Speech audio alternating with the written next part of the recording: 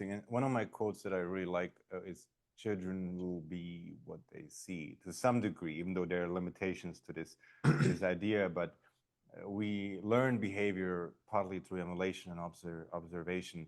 What was something like a story maybe you can share of something you saw your father do that formed a belief of yourself that helped you So see my it? parents had very traditional gender roles. My father Good, was the good or provider. bad, right? Yes. Yeah. Good or bad.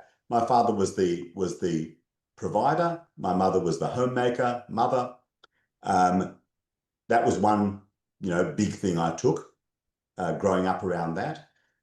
My parents were both very actively involved in community and in charity. One of my earliest memories, my mother was part of a number of local community organizations, and one of them was a kosher meal service for people in hospital. And she would take me regularly before school. They would have a bunch of women would get together and prepare meals, and those would be frozen and then delivered to hospitals to be available for kosher patients. And she would take me before school, and I'd spend some time peeling vegetables. And and my father was also very active. He was generous philanthropically, but he was also very active on committees, and that was something that I was exposed to from a young age. And and my father in particular was very passionate about Jewish continuity because he had lost all of his family, all except one brother who lived in the US.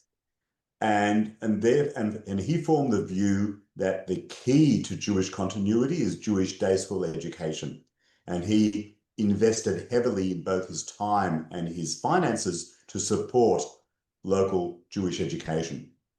And again, that was something that I took from him, the passion for Jewish continuity, and I sort of extend it to family continuity. You know, the Jewish people, we've been around for a long time, we'll be around for a long time. And the Jewish story is a fantastic story.